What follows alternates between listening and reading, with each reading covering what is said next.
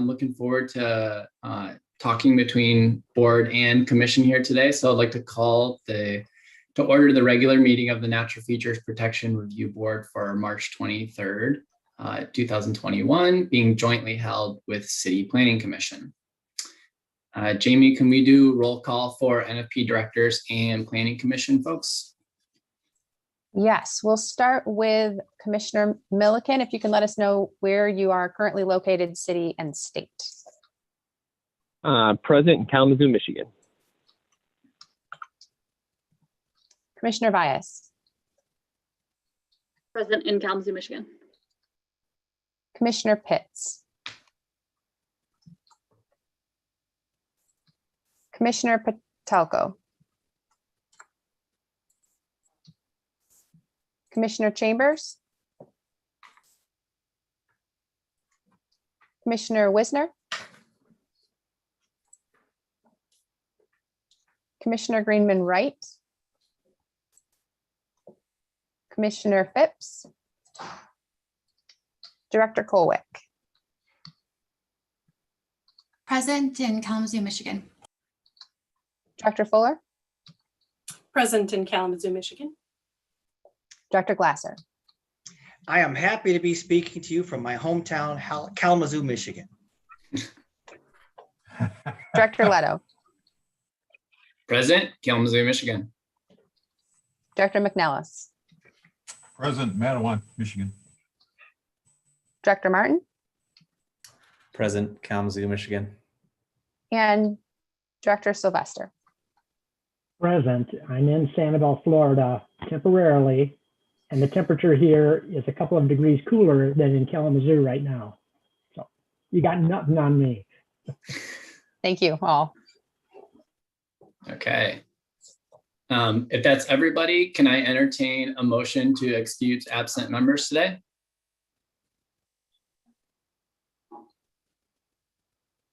So moved. Okay, support? I'll support. Okay, all in favor, say aye. Aye. Aye. Any opposed? Okay, motion passes. Okay, moving on to item C, adoption of the agenda. Can I entertain a motion to adopt the agenda as written today? So moved. Moved. Second moved, support? Support. Thing from Alan, yep. Okay, all in favor, say aye. Aye. Aye. Aye. Any opposed? Okay, motion passes. Now looking at the meeting minutes from our February 23rd meeting at the end of your agenda. Can I entertain a motion to approve the meeting minutes from the February 23rd meeting? Moved. Okay, support? Okay, support from Ashley. All in favor, say aye. Aye. Aye. Any opposed? Okay, motion passes.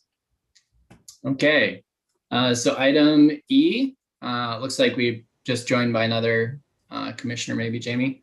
Item E, introduction of NFP and Planning Commission.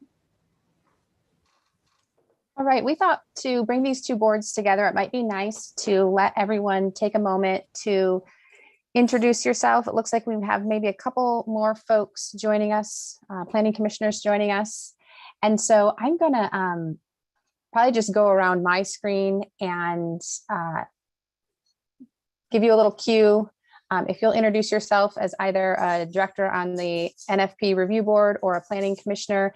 And then for the NFP directors, if you could tell us sort of your professional expertise or background, what you lend to the NFP review board. I know you're kind of appointed with that specific area of interest or expertise, but then on the planning commissioner side, if you would, give us your name and then maybe either your professional interest or, one reason why you've been interested in and decided to serve on the planning commission.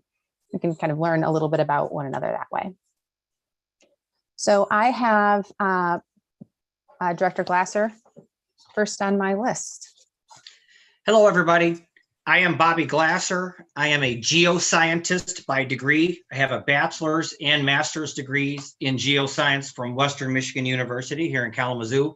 My emphasis is hydrogeology. I am an Army Corps of Engineers certified wetland delineator and a state of Michigan certified stormwater operator. So my area is geology, geoscience, wetlands, slope, landforms, that sort of thing. So to me, plants were always the things you had to get out of the way to get to the real geology, but I am learning to appreciate plants from you people. So thank you. All right. Why don't we go to Director Sylvester? Well, I am, as I sometimes note, I am the non-natural resources person on this board. I am a principal in Lockhart Management and Consulting, and we're a real estate management company. We consult and do some development for affordable housing groups, typically nonprofits and philanthropic organizations. And we do that throughout West Michigan, but we're based in Kalamazoo, and that's where the majority of our work is. Thank you. Director McNellis?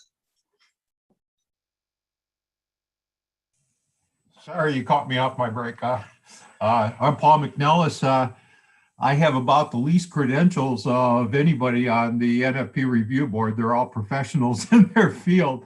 But I've been dabbling a lot in landscape and that. I was director of landscape services at the university for 42 years. I planted a lot of invasive species all over campus and they're beautiful, but now I spend my retirement time killing them all. So that's it. But I've got a lot of experience with Kleinstock Preserve and Asylum Lake Preserve, which are both owned by the university. I'm the cluster coordinator for the southwest corner cluster of the Stewardship Network, if anybody's familiar with that. I've got about 8 counties, 9, sometimes that's debatable. I try to keep track of everything anyway, I've just done a lot of stuff. I'm mostly a slave for any organization that's doing conservation locally or in Kalamazoo, and I've done a lot of that. All right, let's go with Commissioner Milliken.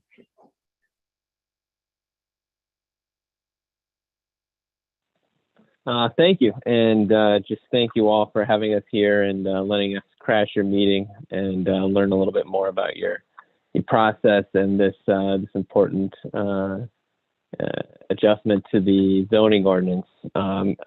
Greg Milliken, I am Director of Real Estate and Properties for Bronson, and I've been with Bronson for about 5.5 years. I'm a certified planner, so before I joined Bronson, I worked for about 16 years in public and private sector planning here in Kalamazoo, as well as in Columbus, Ohio area, and in the Seattle, Washington area.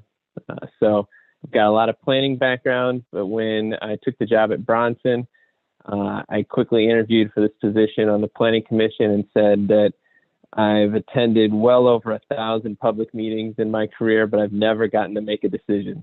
So this will be a good opportunity for me, and it has been. So thank you for having us here. Thank you. And I don't know if Commissioner Milliken mentioned this, but he's the chair of the Planning Commission. Let's go with Commissioner Valles, please. Hi, everyone. My name is Saki. So I am not nearly as credentialed as Greg. So my education and background took me across 3 continents and 4 major cities. As I kind of figured out my role in development and education and nonprofits. I currently work as the sponsorship and underwriting director for WMUK, the public radio station here. And so as I was sort of looking for ways to serve my community, I tapped into an interest in the intersection between humanity and the way we inhabit our spaces. And Kalamazoo is my hometown, despite all the travels and the cool places I've lived in. Kalamazoo is where I grew up, and I applied to this board to figure out how to serve my community. Thank you. I have no expertise though. I just am serving as a person who lives here, and that's my perspective. Director Kolwick. Hi, I'm Ashley. I work for Michigan Natural Features Inventory, which is an institute located deep down in Michigan State University Extension. And it's our job as a team of about 25 scientists to catalog the biodiversity of rare and declining species in Michigan and to provide the highest quality scientific expertise as we can to municipalities, to power companies, developers, to make sure that we're doing our best to protect rare and declining species throughout the state. My expertise is historically primarily in endangered lepidopterans, so that's through butterflies and moths. And I also at MNFI work with raptors, freshwater mussels, land snails, really just anything in addition to butterflies. I get fatigued from them sometimes. And so MNFI, our data is used for rare species reviews in cities and other places. And always happy to field your questions about those old occurrences of that American bumblebee that somebody saw in Kalamazoo 50 years ago and wondering if we are going to disturb it. So feel free to drop a line if you ever have questions about that. Thank you. Now I'm going to go on to Director Leto. All right. Hey, everybody. My name is Mitch Leto. I'm the Stewardship Director at the Southwest Michigan Land Conservancy.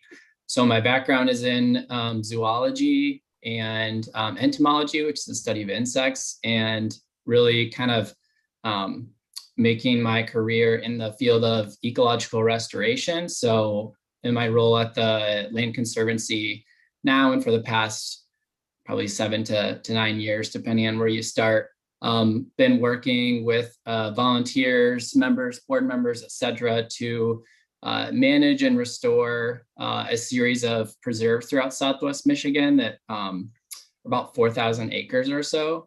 And so had to work with native plants and restoration projects a lot, working on rare species habitat with folks like Ashley, and also balancing public access to our preserves. So notably, we own and manage the Bow in the Clouds Nature Preserve up on Nazareth in the northeast corner of Kalamazoo city limits. And similarly to Saki's story, I felt like I just wanted to do something to give back to my community. I've lived in Kalamazoo for a little while here now, and I love it here, and I'm happy to see it grow. So I think it's only natural that we're going to continue to see development and growth. But given my love for the natural world, it's kind of a fun challenge to be in the intersection of the growth of that and kind of maintaining the natural spaces that we have for the community and for the ecology. So. Thank you. Let's go on to Director Martin. And I guess before we do that, Kyle, I noticed that Commissioner Pitts has joined us. Welcome. We're just going around and introducing ourselves. And if you want to, when we get to your turn, just give us sort of your interest in your community service, your service on the Planning Commission. So we'll go with Director Martin here soon. We're going right around the room here, Commissioner Pitts. So we'll get to you in a moment. Thank you. Cool. Yeah. Kyle Martin. I live in the city of Kalamazoo. I work professionally as a biologist at the Kalamazoo Nature Center. A lot of my work revolves around ecological restoration, natural areas management, invasive species, native species, all that stuff. Do a lot of habitat work. And yeah, I guess that's kind of what I bring to the board here. Director Fuller. Hi, Hi, I'm Erin Fuller, and I live in the city of Kalamazoo, but I work for the Van Buren Conservation District, next county over. I've been there for 18 years doing mostly water resources management, mostly lake and river pollution prevention projects. I have a background in biology. My bachelor's is in biology and my master's is in geography, environmental geography, with a focus on mapping, GIS type things. And then I'm also pretty involved on a volunteer basis with many of the conservation organizations in town and interested in stewardship and bird watching and botanizing and kind of any little nature thing I can get my hands on. Go with Commissioner Wisner. Hi, my name is Commissioner Wisner. Honestly, I thought I was ex-Commissioner Wisner to date. Apparently, my term ends in a week. I've been a planning commissioner for the last 9 or 10 years, I think it was. And professionally, I'm a small business owner and a commercial real estate developer. So it's kind of my background, and I know nothing about butterflies or a lot of these. A lot of you folks are way more educated in this field than I am, but I'm happy to participate however I can. Thank you. Let's go with Commissioner Greenman Wright.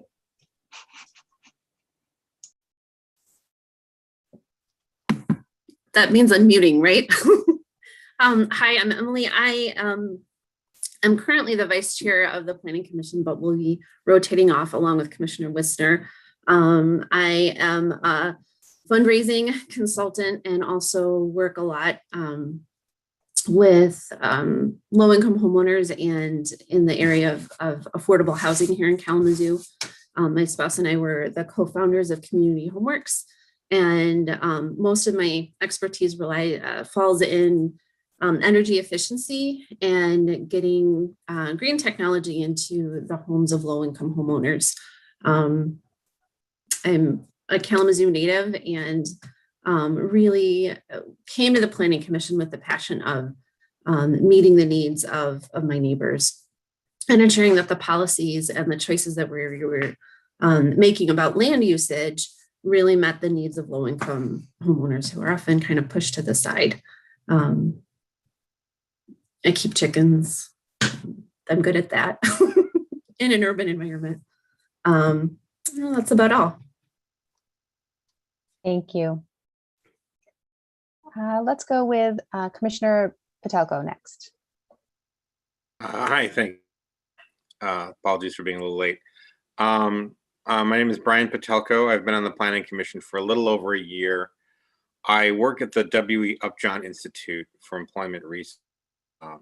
Currently, I do pretty exclusively Kalamazoo Promise research, but I spent my first 12 years or so there doing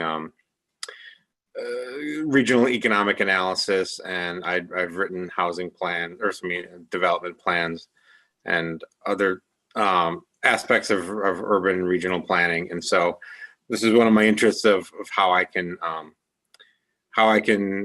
serve the community I live in beyond just casting research out into the air. So thank you. Thanks. And we will end here with Commissioner Pitts, who I'm putting on the spot just as he needs to get up. Sorry about that. Go ahead and introduce yourself.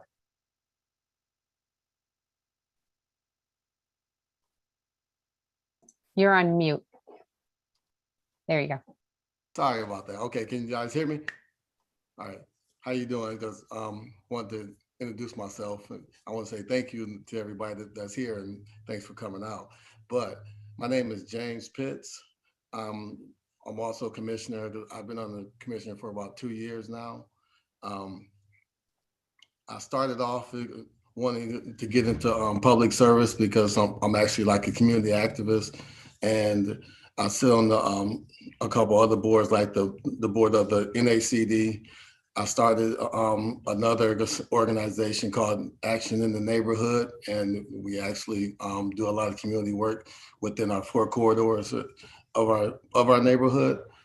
You know, I'm also a small business owner of, well, I'm one of the partners of WLP Security, so I do that. And I'm just like someone that's really like just big on just trying to help out the community and look to see Kalamazoo be, because, you know, just a nice and great place to live.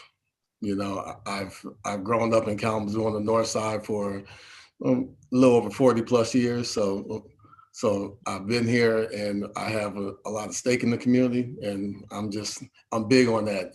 And not just the north side of Kalamazoo, but really just all of Kalamazoo. I'm big on neighborhoods and communities and just looking to see it grow. So thanks everybody, you know, for joining us.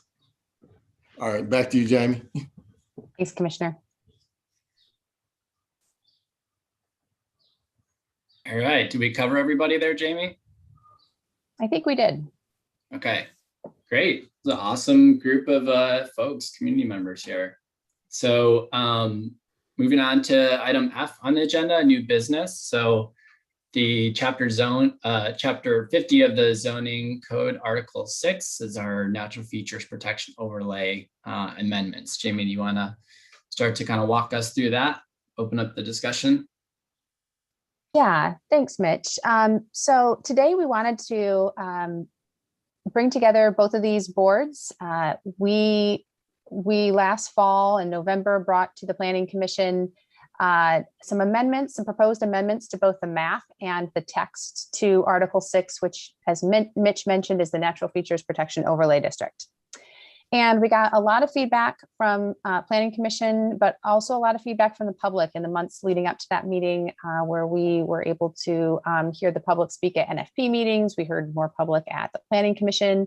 And so this board, the NFP Review Board, kind of, you know, reviewed that information, really thought about kind of the different aspects of the map, different concerns we heard about both the map and the code. And so we thought it would be a good idea, after having sort of reviewed that and looked at the text and looked at the map over many months, we wanted to bring everyone together and kind of reintroduce, if you will, this idea of expanding, amending the map, and really trying to make sure we can make probably some more minor changes, although we have been talking about the text of the code a little more closely and maybe making some bigger suggested edits. But the idea that we could make it work better, it could be more clear, and it could be implemented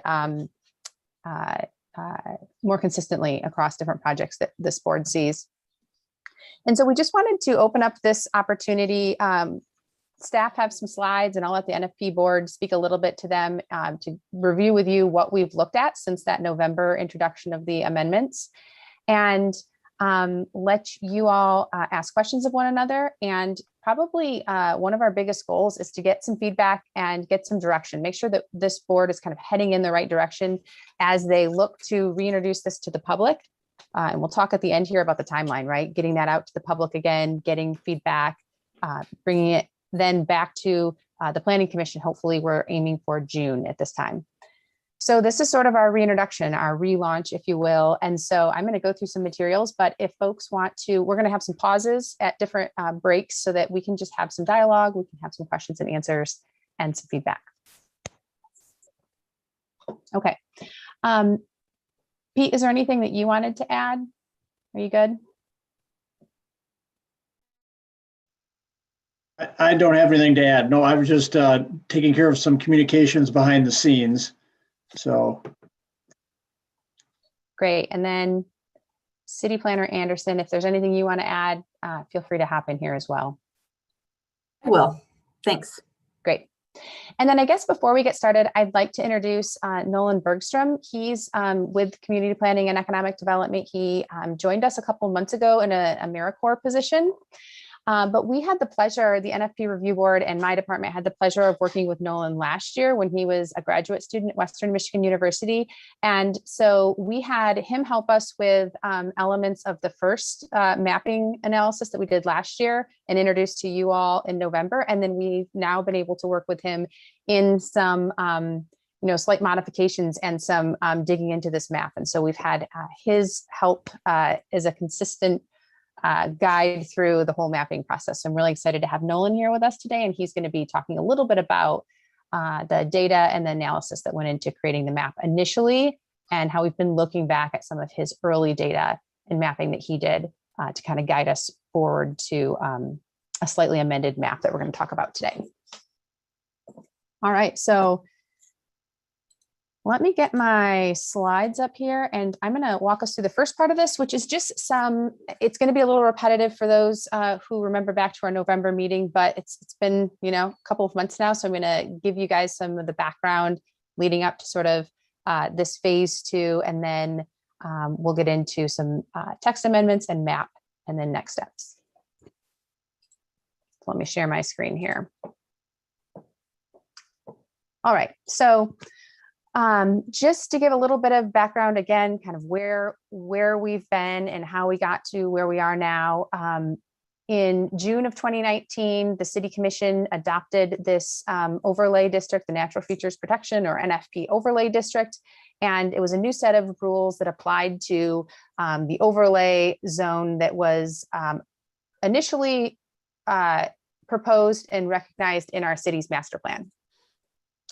And pretty much from that beginning steps, creating the overlay district and the rules that went along with it, we heard from the community that the map didn't really cover all of the natural features. There were lots of areas throughout the city that weren't covered, and that the residents really wanted to see the city undertake a mapping analysis to really look at where other natural features were present in the city and how we might add those to the overlay district. And so I think one of the things that really jumped out at us is that not even all of the water here, you can see a couple of water bodies, ponds, lakes, and then Davis Creek is here on the southeast part of the city, and those aren't covered by the overlay district, and they aren't currently covered by the overlay district.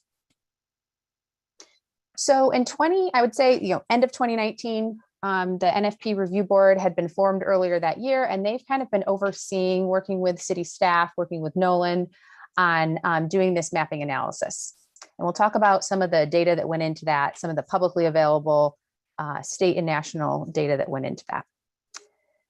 And then, so that's sort of what we're calling our phase 2 of NFP. And we're looking at really making sure that we have a good overlay district that's representative and helps preserve some of the key natural features in our city. And then we also are looking at a phase 3 in NFP. And that's where even the NFP Review Board in the last couple of months have been talking about ideas, initiatives, things that we can do that will be outside of zoning, right? So we know that not all of the approaches or strategies for protecting our natural features are going to be things that can be protected through something like a zoning code, something like those development rules. And so I think the hope here is that led by the NFP board and city staff and probably some community partners, that we'd launch into some of these phase 3 activities once we get phase 2 wrapped up here. All right, so I thought it was important for us to think about what an NFP overlay district can do. And I think looking at some of the guiding principles when it was first developed is kind of a good way to look at that. So when NFP was first created and how it's implemented now, we had 4 things we really wanted to ensure. And one is that NFP does not stop development. It's meant to work with development and be a set of rules that would create some more thoughtful development, whereby the natural features, whether that's a creek or a woodland on the property, would be factored into a development and would be protected to the degree it could be while still using that property for its own purpose. So I think the NFP board members can, and we'll get into this a little bit later, but can probably speak to the balance that happens when they review natural features site plans. Number 2 here was that all of the standards in the overlay district, all of those rules are tied to a natural feature. So if you had a property that was in the overlay district, but it perhaps upon closer look, the survey's done, the stakes are in the ground, and the consultants are, delineating natural features, and they say, hey, there aren't any natural features on this property, then the standards essentially don't apply because they're really based on those individual natural features on the site.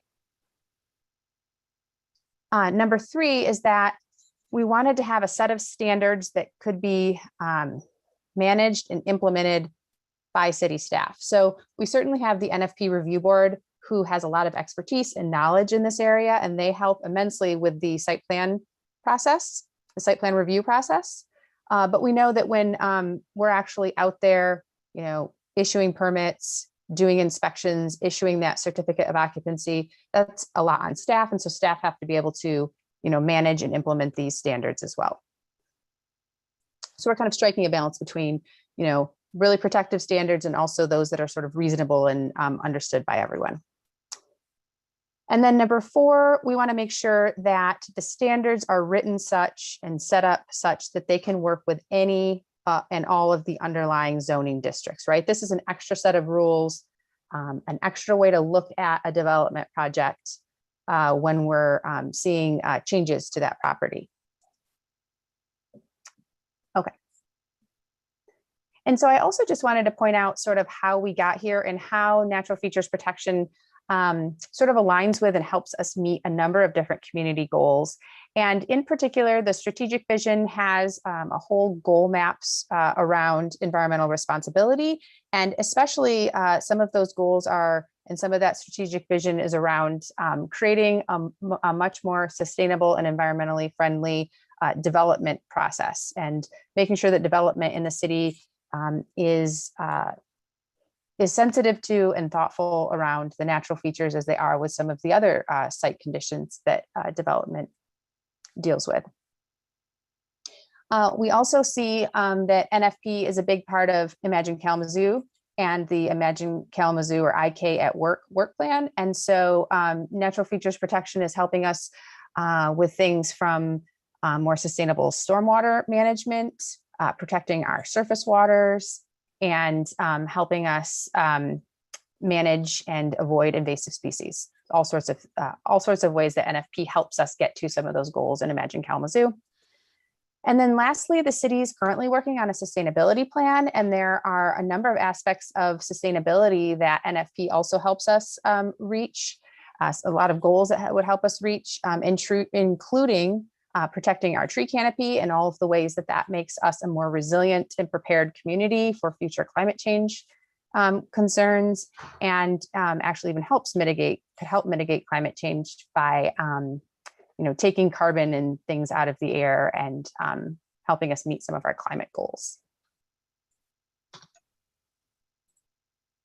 Okay, I thought I would also walk us through a little bit about how does NFP work, and it kind of depends on what kind of project you have.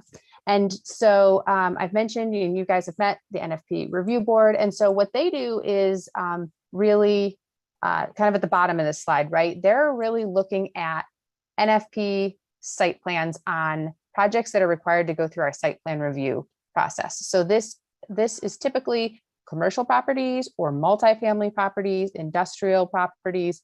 If there's a major change of use or a new development, something that's changing on that property, they have to apply for and get those plans reviewed at the city. And one of their stops, if you're in the overlay district, is that you'd come in front of the NFP review board. So that's a site plan that kind of delineates and marks out, where these natural features might be located on your site. Maybe you only have one. Maybe it's a site plan that only has the Kalamazoo River. It's adjacent to the Kalamazoo River. And so in that case, the NFP review board takes a look at that, and they're looking for the one standard that is involved with surface waters, and that would be, making sure that buildings are set back from the edge of the creek, and then making sure that the vegetation along the creek is intact and not causing erosion and problems like that. And then if you're redeveloping or doing significant work on a single family or duplex property, that doesn't have to go through our site plan review process at the city. And so you wouldn't make your stop at the NFP review board, but instead you'd go directly to the city for permitting, and then your project would be reviewed for standards by staff instead. So that's just to mention, the NFP review board doesn't look at these sort of single family properties or projects. When they have any major changes that require a permit, they're going straight to staff to do that. Now, any of these types of projects, I'll mention, if they wanted to request a variance from the NFP rules, and we've had a number of these, I think we've had 3 or 4 of these come through the NFP review board, they would go in front of the review board, and then they'd also go to the zoning board of appeals.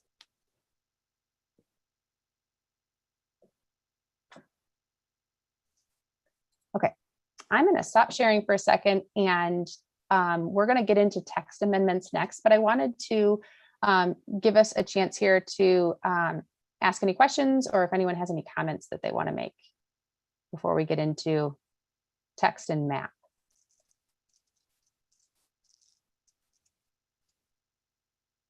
Okay. And feel free, you can unmute yourself and speak up if you want. You don't have to raise your hand or anything, but we're going to get into some of the work that the NFP review board has done. So I think many of the board members were either, watching the November meeting with the Planning Commission, they kind of heard and followed along, or I know after hearing sort of the results of that meeting, they, went back and watch the video or watch the recording and really listen to public comments, listen to comments from the commissioners. And then in January, they formed a couple of committees to really look at both the text and kind of be thinking about how the text could change to be responsive to some of those public comments. And then also we had a committee looking at the map and really digging down sort of neighborhood by neighborhood, sort of at that human scale, seeing, how accurate that map is, if there are ways they needed to change it. And I think we have sort of a concept of how we might change that moving forward that we wanted to get out in front of you guys and get your feedback on. So let me get back to my slides here. Okay.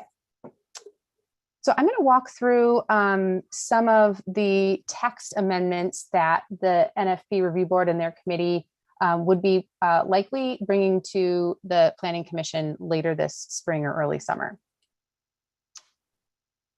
To begin with, for wetland and water resources, we didn't see a whole lot of change that would have to happen here. Certainly the standard is good, doesn't have to change. I think it's been pretty easy to review and implement when the board has seen and reviewed those site plans, right? As I mentioned before, it's a setback, a certain number of feet, it's easy to delineate. And it has some rules about kind of what the vegetation looks like in that zone. I think that the one suggestion that I was seeing from the board was to review and suggest some changes to a table in that section, which is the riparian plantings table. And the whole idea there was just to update this list so that we're having a sort of solid but short list of the most resilient and the most highly adaptable plants that can kind of be planted anywhere from, quite wet to rather dry, that would just make for really successful plantings if you're, a commercial property redeveloping and have to, put some plants in along the riparian, that's the river's edge or lake edge.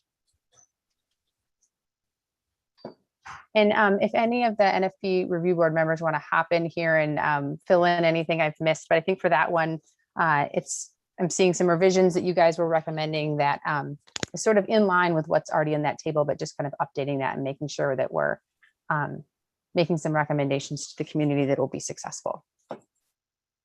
Yeah, I think you mentioned it there that we want to see these projects be successful too. We're kind of asking for a cultural shift to, have these barrier or buffers and different ways of thinking about landscaping within the project. So we just kind of reviewed that table to and vetted them by local landscapers who work with native plants, folks that work in nurseries and restoration, just to find the kind of most useful, most bomb-proof plants that are going to function and look well and make them successful too. Thanks, Mitch. I think the overall review of the woodlands section was really similar in that the standard itself is good. It's been successfully applied in the different projects that the board has looked at. It feels like it's something that developers have been able to meet that standard relatively easily. I don't think that we've encountered any projects that have had too much of a challenge with this. I think the one change that the one amendment that the board may be recommending is to slightly change the definition of a woodland. We had one project that had a wooded or a treed area on the project and had found that it didn't quite meet the definition, because the definition in the code right now talks about like some understory shrubs and some smaller, plants. And I don't know if one of the board members could speak to this, but I know there was some talk about how that might not be a good definition for an urban forest, or urban woodland or woodlot, which is a little bit different than what you might be seeing in a really, natural, more rural area. Yeah, I think that the definition before was a really nice one. I think that understory part kind of refers to an ideal idea of a woodland in a sort of balanced food web. And in urban areas, there's, different pressures from invasive plants, invasive trees that can shade out the understory and prevent things from growing.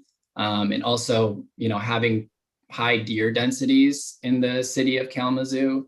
They're browsers, so they reach anything that's within 6 feet of the understory. And so in places where we have high deer populations, we often don't have an understory at all, but it's still woodland in the sense that it has a full canopy and it's forested area. So I think that was kind of the thought there.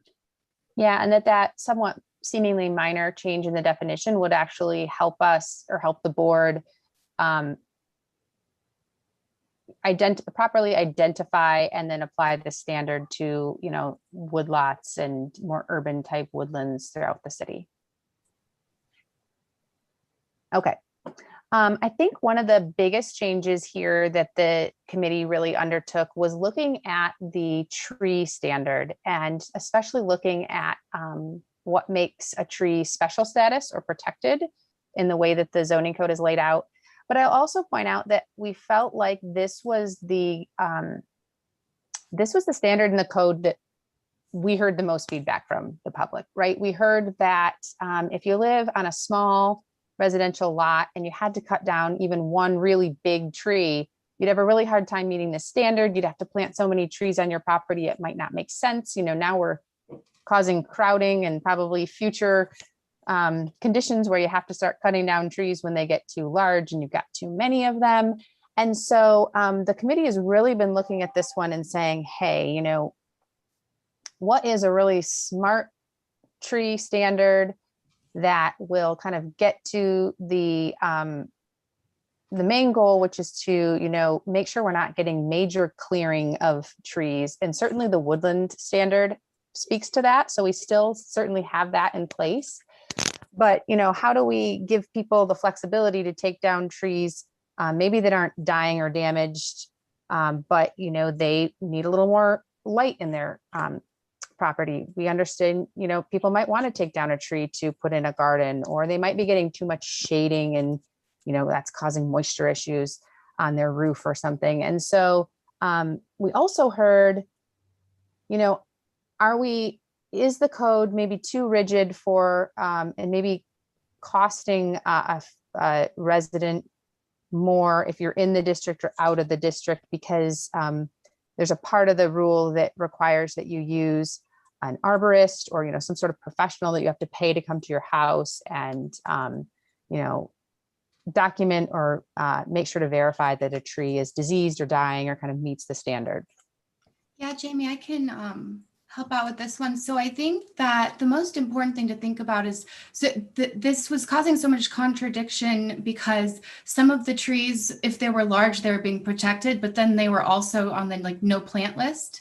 So for instance, you have like a ginkgo or Norway spruce, and that today, if it stands in your neighborhood and it's really big, a lot of like a raptor doesn't care what species it is. It cares if there's the right height for it to nest, or, you know, and it's creating oxygen. So just by protecting those large trees, but then being really specific about the trees that we want to be replanted in our city and changing the culture so that we're planting in the future trees that are important for wildlife, like a basswood tree that creates as much nectar and pollen as several acres of clover plantings, right?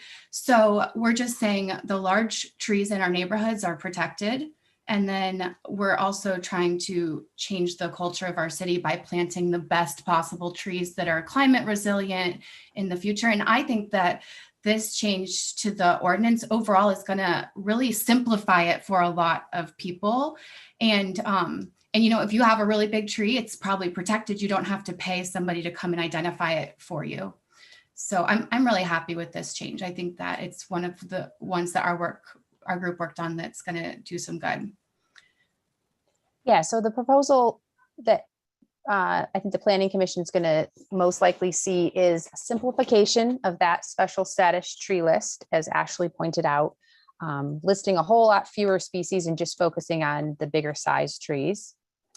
I think there are some changes that the committee talked about that really reflect the best practice of, or the principle of, the right tree in the right place. And so this would be getting rid of some of the sometimes confusing replacement ratios. We've had consultants and developers coming to us a bit confused about replacement ratios that are currently in the standard. So we think there's a way to kind of clean that up. And then also that the tree replacement requirement would be tree for tree instead of right now it's in inches. And so that could make, if you're taking one really big tree down, you have to plant a bunch of small trees. And so this is really thinking about replacing that one tree with sort of the best tree that can survive in that setting. Amy, can I jump in real quick? This is Saki from the Planning Commission. So one of our concerns with especially the trees, and you mentioned our concern about, you know, having the requirement of having an arborist and an arborist that is certified by the city to come either, you know, do work on the tree or evaluate it, was that it incurs a cost on a homeowner that might not know that they're, you know, violating an ordinance, or that they need to be doing this kind of extra step. So something that we had talked about, or that I had mentioned in one of our meetings, was maybe working with the city to set up a small fund so that we're not putting that added burden on homeowners. Because I agree, I think it's, I like how Ashley worded it, that we're going to change the culture of our neighborhoods to make sure that we are making sure to keep the best trees that support our neighborhoods. But I want to make sure we're doing it in a way that doesn't burden individual homeowners specifically. And that's obviously going to take some politicking and working with the city and the city commissioners. So that's a couple levels up, but I wanted to throw that out there because that was a big concern of ours. Yeah, that kind of review. Thank you for making that comment, because I think this is where we wanted to have a little bit of a discussion on how do we balance those sometimes technical requirements or cost incurring sorts of requirements against sort of the protection value of, you know, trying to keep as many trees in the city as possible. Yeah. One of the ideas that the NFP review board talked about was, because we did not use individual trees as one of our criteria for mapping, right? Because there are individual trees all over the city. And so does it make more sense to only require the tree standard and that replacement when we're seeing a project go through site plan review? Does that still feel like sort of a way to move forward where we're not totally removing the standard, but we're maybe applying it at the right time? And I think that's a question to everyone. One of the advantages here, or a couple of advantages, is that many site plans, when we see them coming through the city, they're planting a certain number of trees, not always required to, but oftentimes they're planting a number of trees on their property. And the way the standard's written right now is it can kind of help guide what types of species and where they kind of plant those. And so there's a lot of value in that. And I think the board wanted to kind of be able to keep that standard if they could, because then, we're helping to, pick those beneficial trees, or helping others to pick those beneficial trees. And then I think one of the other advantages to the site plan review process is that it has a process, it has an application form, it's implemented in a really thoughtful way. And then it's also followed up with our permitting and certificate of occupancy type process, right? So it's not just sort of the honor system, which some of the residential properties are a little bit subject to right now, but how and where we apply that seems like a really important decision to make, just to make sure we're being fair and having really consistent rules. So Jamie, if I understand you correctly, because this was when I was hearing from the public before about points of confusion. So if someone does not have a site plan, they're not looking for permits, and they want to cut a tree down, they're not going to go through this process at this point. It's only going to be for that development. So that really, it means it's only going to affect a homeowner when they're making large changes to their property that triggered that process. Because I think this was a point of confusion for quite a few people I talked to. I'll step in and say that the way the code is right now is that everyone in the overlay district would be subject to the tree standard, kind of regardless of any work that they're doing, they would be subject to following those rules. Just like, I'm trying to think of an example where we don't necessarily have a permit. I'm thinking about, we have some rules around fencing, right? But you don't necessarily need a permit every time to get, put up a fence in your property, but you would be subject to making sure you understood and followed those rules. There could be a zoning violation, a neighbor might call and say, I'm noticing my neighbor's not following this rule.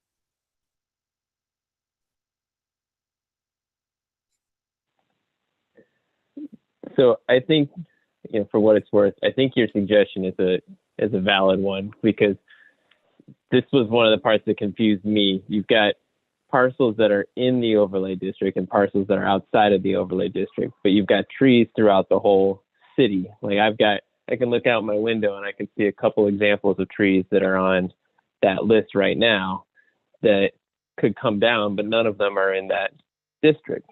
But based on our intent, we would still want them to be protected. So, my thought would be, shouldn't this be in the landscape standards of the zoning ordinance and not the NFP overlay? Shouldn't this apply across the whole city and not just the overlay district? That would be my thought. The others I get, because slopes are very specific, wetlands are very specific, but trees and an individual tree is so broad geographically. And then your point about site plan is true, because that probably warrants more conversation, because it's that whole honor system and enforcement versus when you've got someone coming in and you have an actual trigger to track it and enforce it. That's the rub with that. So that's me thinking out loud as I'm sitting here late on a Thursday or Tuesday. I don't even know what day it is. Tuesday. Yeah, Greg, I think there's a lot of arborists that would be happy with the statement you just made. But I do think when we think about this in terms of the NFP overlay, is that we've identified areas that are already critical for habitat and they'll talk about it when talking about the map, but large trees in a yard that are close to a natural area or a riparian area or a river, those are valued more than wildlife, perhaps.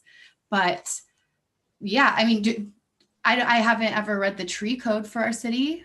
Sorry, but I don't really know how that works either. So I don't know if it belongs in here, but if there isn't something with this sort of teeth somewhere else, I would like to see the individual trees protected as the part of the NFP overlay, even if it ends up being redundant in another time, because yeah, just because it's been a long day.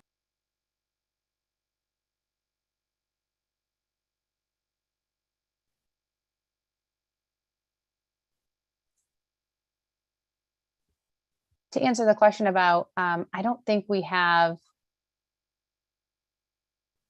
a similar sort of tree requirement elsewhere in the code that would necessarily apply to all properties.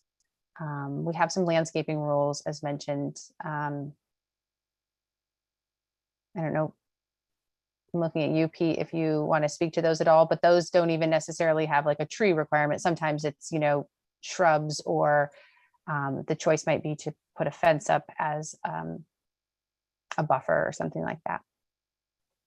Yeah, the tree and shrub planting standards in the ordinance typically come into play with new development, and it's so many trees per feet of frontage, so many shrubs per feet of frontage, and then when you get into conflicting land use screening between residential and commercial, for example, there's the option of planting trees, double row of evergreens to provide natural screening or to install a fence. But let's see, when we do have a list of, allowed trees that can be planted, and I was just thinking, I can't remember if that was gone through in comparison with, what's suggested for native plantings, but I'm pretty sure there's a linkage there, because I know that was, that list was, was pretty thorough as far as what trees we wanted to see planted, on commercial sites throughout the city when these redevelopments occurred. Yeah, I will say that the way the NFP standard for trees has been applied on different development sites and those site plans that the NFP review board has reviewed, the standard seems to have worked pretty well. They can count up they're supposed to be meeting the minimum criteria to take those trees down. So that's, where they're having to put the access drive in and out of the site, where they're putting up their, maybe it's a retail building and their parking lot, but then they're encouraged to really kind of leave up other trees because otherwise they have to find some place to replant those. And then typically on the site plan, a developer, their consultant will say, okay, we're removing 100 inches of trees and we're going to be replanting this many inches, and they give us a species list. And we've had some conversations, right, and some guidance like, hey, these species aren't on the replanting list, so can you shift those over to, some that are on that list that are, more of those beneficial, resilient, the best tree for this area sort of guidance. And so that standards worked pretty well. And I think the idea of switching this to, for every tree that's taken down, we replace a tree, that works really well. It's just, having listened to and wanting to be responsive to the concerns about, just those residents, those households that aren't necessarily a business in the city, and aren't necessarily undergoing any projects, but maybe have a tree that has to come down. How do we, or do we not, require a replacement for that? Or do we just let, certain types of projects don't require that replacement? I think that's what the board's kind of been faced with. How do we make that recommendation? And also I think when we get to mapping, you're going to see that some of the way the board has kind of played around with or tweaked the criteria for mapping, we're looking at perhaps adding some more residential parcels. And so, we really wanted to be thoughtful about how we approach this one with residents. I don't know if there's any other thoughts or feedback you could give us. I was just going to comment that this has taken up a lot of space in my brain, this residential question, because being a new homeowner in this town too, I think about it that way, but we haven't yet had a residential case come up. So it's just, like it takes some creative thinking about it, but you know, there's so few cases where it would, I mean, hiring an arborist to come and take a tree down, if that's what needs to happen, is quite expensive. And it almost makes me think like, do they come and do a site assessment for free? And that could be a part, you know, and give you the estimate. And do they identify the tree at that point? So I don't know if that's I've never worked with them before, but I just think that we have worked with pretty much everybody that's come to us with development plans. And, you know, we've given variances, and I think being really reasonable about wanting to have a city where new businesses can, you know, flourish and all of that. But just making the smartest decisions for wildlife too. I think it's possible for it to happen so that everybody's happy in the end. But yeah, it's just really hard without these residential cases that have come up yet. I think that we really need to see more specifics about which parcels are going to be included, what that Jamie just alluded to, seeing the actual maps. Because just like Ashley's saying, it's just like, it's really a hypothetical. What really gave us pause as planning commissioners is like, man, this is a lot of parcels. And there was not a lot of time for homeowners to have these conversations. The turnaround time was very, very fast. So this opportunity and this discussion and this fine tuning is exactly what needs to have happen. We actually, just anecdotally, we have a large 250-year-old oak tree in our front yard that actually falls within our property. And it's going to be about $2,000 to have somebody come and, do the proper trimming to conserve it. Yeah, can I jump in too? So I think we haven't had.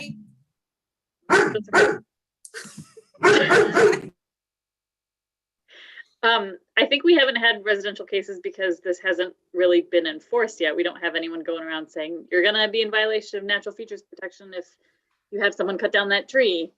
That's not a thing yet. So that's why probably we haven't seen residential cases yet. My hunch is that, you know, as we're talking about this, I kind of like the idea of not limiting the enforcement to businesses and larger projects. I think I agree that all of the trees should be protected, and we should be looking at the best way to enforce or incentivize environmental protection across the city. Since what we're looking at is very low numbers of people who will have issue, I do strongly believe that the city should be putting forth some sort of investment into making sure that everyone can adhere to this environment positive behavior, which would be, you know, taking appropriate steps towards whatever needs to happen with the trees that are in our yard or on our properties. Does that make sense? I want to make sure that I'm not shutting down any ideas because I don't think they're good. I'm thinking more about, you know, resident behaviors when I'm thinking as a homeowner about what's in my property and what do I do about it. And there's a tree that looks like it's going to fall in my neighbor's yard, and I don't really want to call the city because that's going to be expensive. Right. So I'm sort of gaming through those scenarios and thinking about, well, what would incentivize me to make the most environmentally positive or environmentally backed sound decisions, and how is my city helping me make those decisions? Yeah, Does and that make sense? I will. It sounds like there's some questions about, you know, what happens currently on residential properties. And so I do have a couple of examples to point to. Right now, it is true, though, that the overlay district doesn't include as many residential properties as was proposed last fall, for instance. But we do have some examples. So especially residential properties around some of our lakes in the city. We had one property owner who came to the city. It didn't go to the NFP review board, right? Because it's a single family home. They're going to be adding a garage addition onto their house. They had to remove a tree, which they were able to do so because it was really close to the house. So that was, you know, met the criteria of the ordinance. They could remove the tree. And then they agreed to, you know, replanting 3 other trees to meet the standard in their yard. But this was, you know, a bigger project. they were already investing in all these drawings, the construction of this garage. They had the means to be able to then get a couple of other trees planted on the property, and they've kind of put those into their plan. I think their contractor, put those on their site map. They had a survey done as well, so that they could make sure their garage was, the proper distance from the property boundary. So they had the trees put on that same survey. And so that one seemed to, work out fairly well. I think the landowner had a couple of questions for us that staff were able to answer and get them, where they needed to be to meet that standard. We have another example that was a homeowner that came to us. They own a property on a lake, and they're looking at tearing down a structure and building a new house. And so they're in the NFP overlay district. And so they have a slope to contend with. The house is being built quite a ways away from the water, so that setback wasn't an issue. But any trees that would, be on the site, they would have to, if they were those special status trees, they would have to replace elsewhere in their landscaping. But again, they're having, again, a large project done. They're building a new house. They're having a contractor there who will be doing all of that work. And so they'll add in landscaping as part of that plan. I think another way that I think about it too is that we'll see in the map later in the meeting, but most parcels are obviously not in the NFP in the city. So I think the natural feature that is probably the most immediately relevant and visible to people are trees. So I'm not in the NFP in my house in the Vine neighborhood, but like Emily, I can look out and see a 200-year-old oak tree. So in my immediate vicinity, that's what I, value the most. And I suspect that a lot of people that indicated that that was important to them in the Imagine Kalamazoo process, and the city has tree canopy and climate goals, obviously, that relate to all of this. But I think the challenge comes with this sort of not being able to identify parcels by trees alone, because then we'd be doing almost every parcel in the city. So the question is, if there's places, we're using the sort of data-driven approach of identifying woodlands through aerials, identifying wetlands through these data layers. If an NFP project comes up, should NFP still regulate, or go through the tree standard within that process, because we haven't been able to select sites based on their trees because we don't have a way to do that. So it feels like the practicality of taking on that many more cases is just not possible. And so it does seem like something citywide. And I think to Saki's point, I think it's incentives paired along with it. Doing an inventory or giving landowners assistance, like Emily was saying, giving landowners assistance to kind of make assessments for their trees, or keep them healthier, or identify hazard trees, or those sorts of things. I can call Paul McNallis.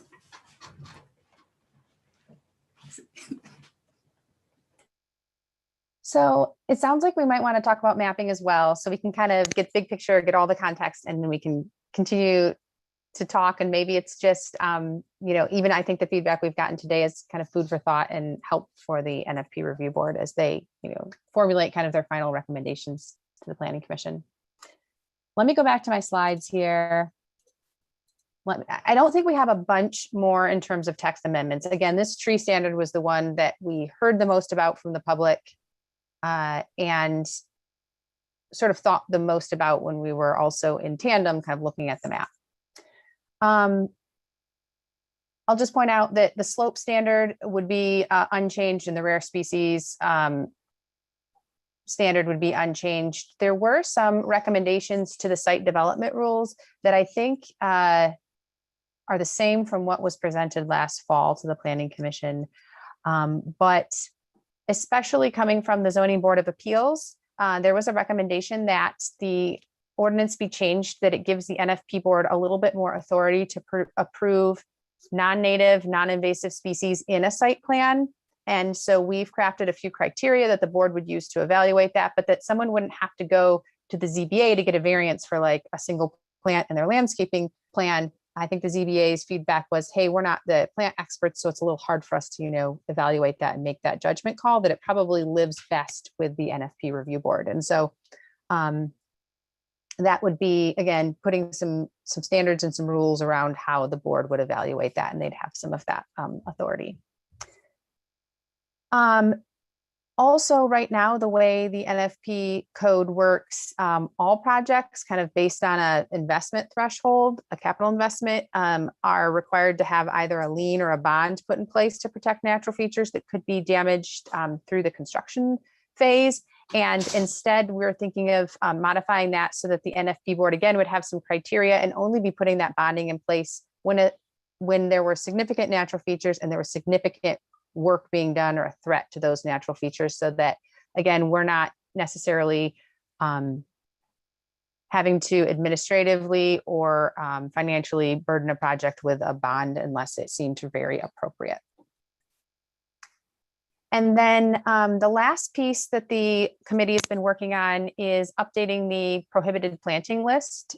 So this table currently exists. It reflects some of the most problematic invasive species that we see planted across Michigan, but certainly in our area. And then maybe referencing instead an outside authority for the best available science. It would be updated all the time. And this is, I think, one of the authorities that the board recognized was the Midwest Invasive Species Network. They keep a very regular list of all of the existing and sort of emergent invasive species that are the most concerning. Okay. So that kind of covers our text amendments. I think next we want to transition into this mapping. And again, the board formed a committee so they could really take a deep dive into the map. And I think one of the biggest takeaways, having met with and worked through this process over the last couple of months, I think this committee's been meeting very regularly, really looking at sort of neighbor by neighborhood, parcel by parcel, the map. And one takeaway was that the mapping, the way it was done from the sort of desktop review that we've looked at, was actually really accurate. I don't think we went back and saw anything major that was this red flag, like, oh, why was this whole area added, or this seems to show that there's water but there's not, or this shows a slope and there's not. I mean, I think the accuracy of the mapping was really good. And I'm going to let Nolan talk a little bit about what initial data and analysis went into the map, so you can understand a little bit more about how we got to where we were. And then I'll talk about one of the criteria that the committee is looking at taking away and how that ends up changing and shifting the map slightly. And then I'll let you guys kind of look at that, and we'll talk about what that might look like for a future recommendation. So Nolan, if you want to turn your microphone on, I can click through these 4 different data sources that were used. And if you want to just give us a brief explanation of kind of what data sources went into it and the analysis, just to give a little bit of background of how we got to our initial map, that'd be helpful. Yeah, sure. Let me know when you're ready. I can do that. Just a brief introduction. I've been helping Jamie with NFP phase 2 stuff since I was an intern in fall of 2019. And then I left briefly, and now I'm back as an AmeriCorps member and helping again with phase 2. So it's been a big learning process, I think, for everybody. And just starting off here, when I first started, the task was kind of reviewing phase 1, taking a look at the layer and just understanding how phase 1 was selected. And as Jamie referenced earlier, there was some data that was kind of missed. So, parcels around some other water bodies weren't picked up, some around preserves. So the first step was kind of that exploration. And then we just started with the public preserves, so Asylum Lake and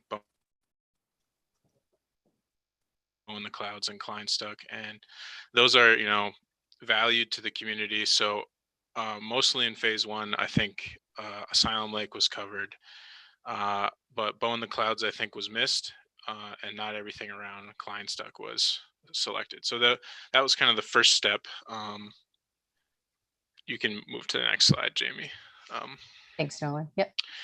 And then the second step there was taking another look at hydrology. And I had, dealt with the state of Michigan data layers before. They're, well vetted. They're pretty good and, open to the public. But then I discovered through the U.S. Fish and Wildlife Service and the National Wetlands Inventory, they actually have sort of a more inclusive data layer. They'll show wetlands, ponds, lakes, and rivers. And so that was the data layer that we decided to go with, primarily because it was inclusive of more than what the state would recognize. And that was a little bit better for the city scale, trying to identify maybe some ponds, some wetlands, and just a note here, each of these layers, they're good in their own right, but they were also well vetted by the board members, myself and Jamie, going through the city pretty much neighborhood by neighborhood and spot checking.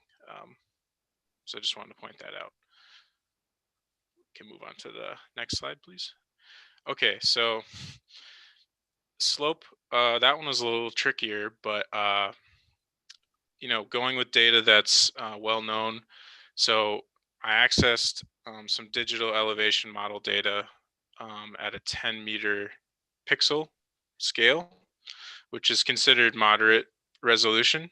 I think this image is from earlier analysis done by Bobby Durkee, and it's at a 30-meter pixel scale, so it's a little bit rougher resolution, as you can see. But I went through the National Resources Conservation Service. Basically, they get USGS elevation data that they'll host that is also just freely available to download. And so using that, I could composite digital elevation models imagery together and then conduct a slope analysis. And then we, from there, you could isolate the slope with 20% grade or greater. And that one was tricky just because, that one, we had some isolated pixels. So again, as board members, as myself and Jamie can all attest to, we were pretty strict and diligent with going through neighborhood by neighborhood and taking a look at basically every single parcel. I can tell you I've combed over the city multiple times at the finer scale to make sure that we're not finding anything erroneous, because again, the data is good. The data is good, but we want to make sure, double check, make sure that everything is okay. And then this one was definitely an interesting one for me. And it was, more of an exploratory thing, because I know early on Jamie was interested in tree canopy. It's like, oh boy, okay, how do we do tree canopy? And luckily, because Michigan is sort of an agriculturally important state, we have access to the or are a part of the National Agriculture Imagery Program, which gives us access to high quality, high resolution, so 1 meter pixels, imagery that we can use. And that's what I used for this tree canopy exploration. And I followed a pretty simple methodology. I can't remember what it's called off the top of my head, but it's fairly simple to reproduce. And yeah, I mean, we came up with some interesting tree canopy imagery for the city. Although the one caveat is it's tough to differentiate between shrubs and things, understory plants, and tree canopy. So it's more of it's good and useful for as a thought exercise, I think. And it's definitely could be refined. but we wanted to share that is something that is still being explored, and there's definitely avenues to refine it.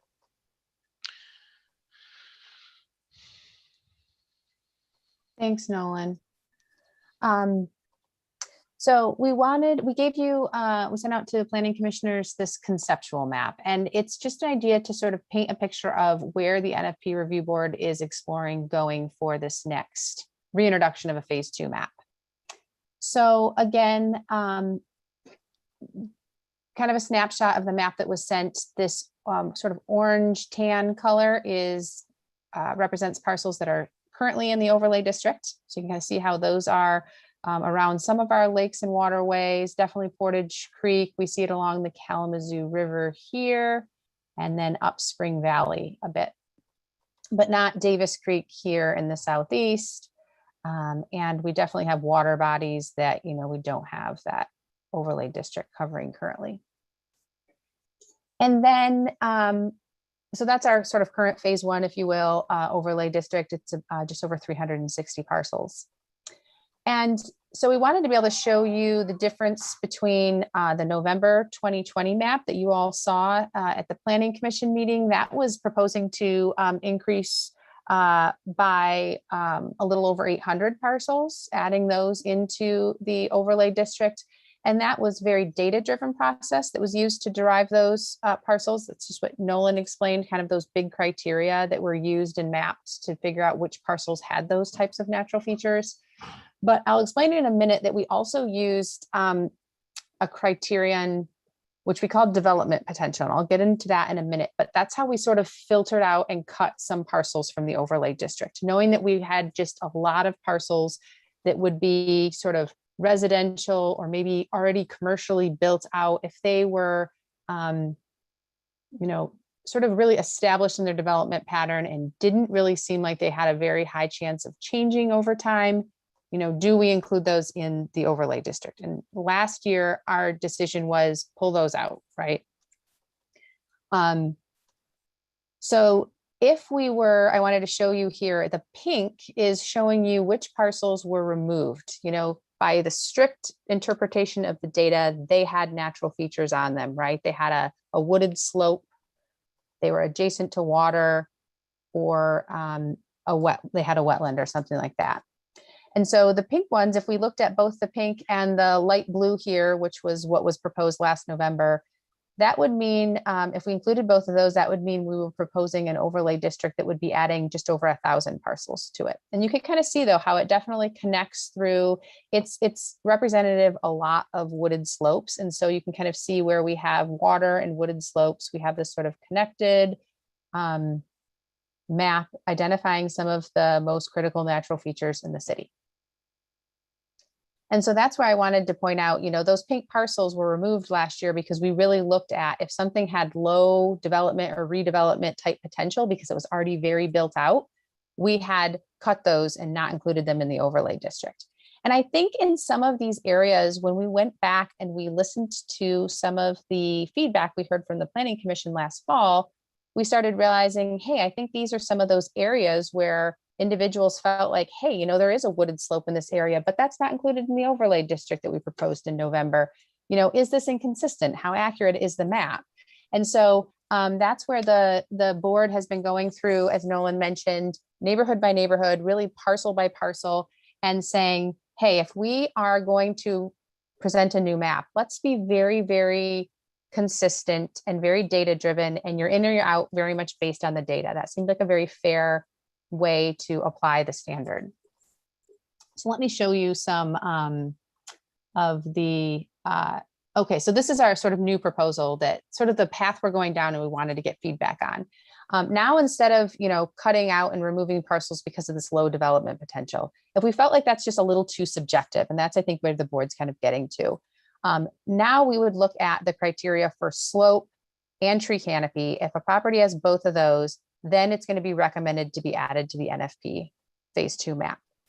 One caveat here is that we did want to kind of control for this really minor sort of scatter of slope. If we saw something that had less than four or less pixels of slope, and I'll show you an example, we were going to kind of eliminate that. That was just going to get too sort of nitpicky. And then we're kind of questioning the accuracy when we have this really tiny little slope area.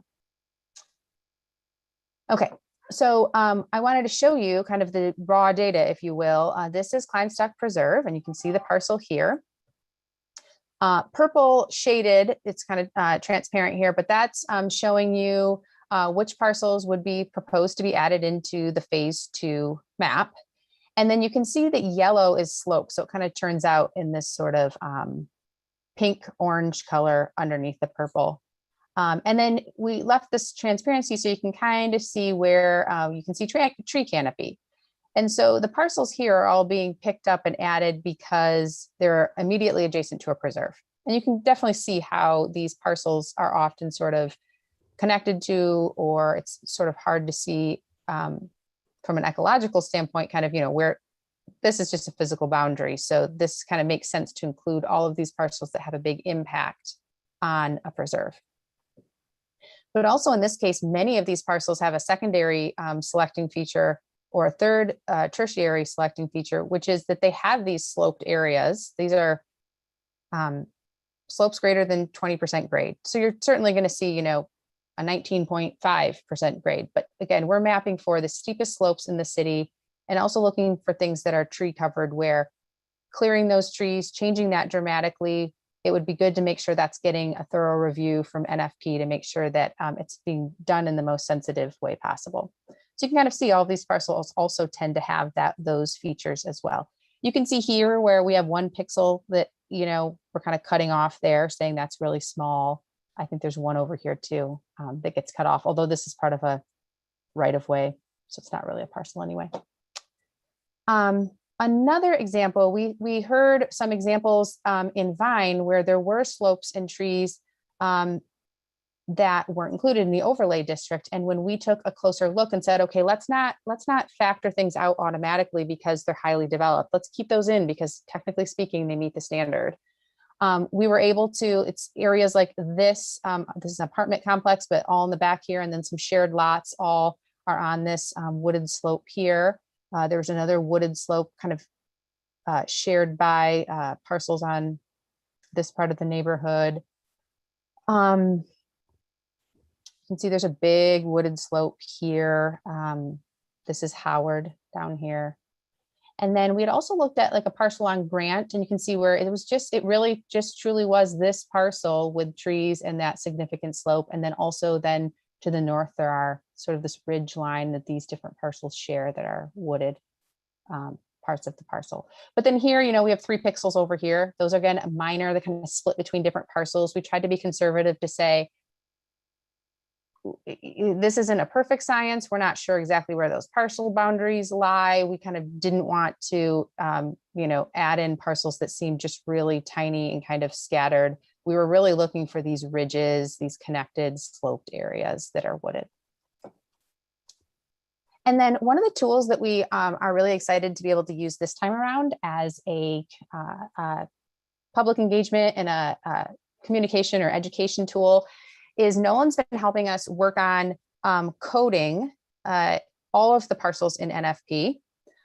He's looking at helping us, we're working with our IT department to figure out if this becomes a map or if it's more of a lookup table, but we want to give property owners the opportunity to be able to click on a parcel, right? So if you wanted to click on this one, it will tell you the different, because we've gone in and coded these, it'll be able to tell you why it was selected for natural features protection. And it's down to sort of up to 3 different natural features, and some don't have multiple, but many do, we're finding. So this one in particular was primary selecting feature was adjacent to a preserve. We have Asylum Lake here.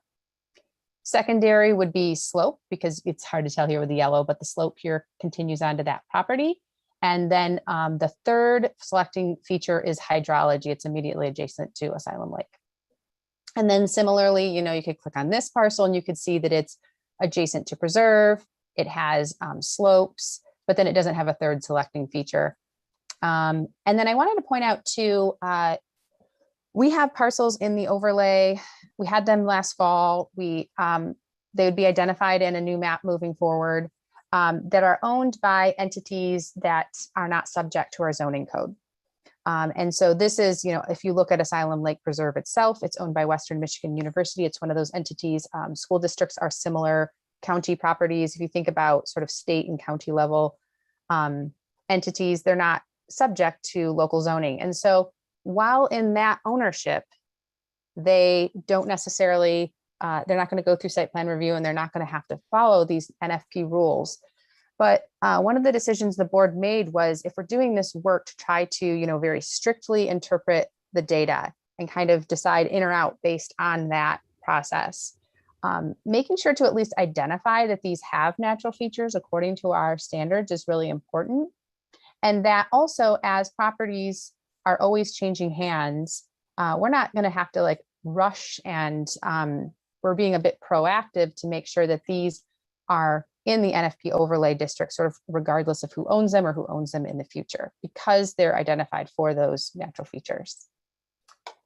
But this is an example here, again, of this identifying or coding for the different selecting features. And so if we clicked on Asylum Lake Preserve, it has the hydrology as the primary selecting factor, the secondary being slope, which you can see is all throughout the property, and then tertiary here is a woodland. Okay, I'm going to stop there, and I'm going to open this up to questions that anyone might have. And I wondered if anyone on the NFP review board wanted to, anyone who served on that committee and kind of looked at this site by site, if you wanted to give your perspective or any input that you had, you can jump in here as well. I can say just a few words. I was on that subcommittee. And I think Jamie covered it really well, but just to reiterate, we really did want to take a data-driven approach, use the tools that were available to us and Nolan's expertise with the mapping software. So this wasn't a subjective process. We really are being driven by where natural features are in the city, at least the natural features that we have the data for. So that is really what drove us. So it does, as you can see, the map will change some, but I think it will be a lot more defensible and easier to address questions and concerns. If somebody calls and says, why am I included? We'll have the map that shows why they were included, what the natural feature is, and be able to explain that a lot more clearly.